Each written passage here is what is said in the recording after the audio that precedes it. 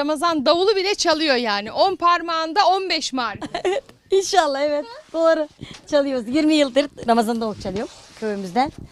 Tabii ki eşimin desteğiyle. O nereden icap etti böyle? O Aklınıza nereden geldi? icap etti? Eskiden yokluk vardı. Rahmetlik babam, biz 7 kardeşiz ya. Orucu severler. Hep bizimkini Allah kabul etsin. Gece kakardık. Bize okulda arka arkaya okuduk biz 7 kardeş. Babam hatta yetiremedi masraflarımız da. Hademi bile oldu okulun. Babam rahmetlik nur içinde yatsın. Sonra gece gelen davulculara bahşiş verirdi. Bize defter kalem almazdı. Allah Allah derdim ben ya, bu bahşişi adam her evden böyle toplasa iyi geçinir yani derdim. Keşke davulcu olsaydım ben, oğlan olsaydım derdim ben. Küçüğün daha 10 yaşlarında.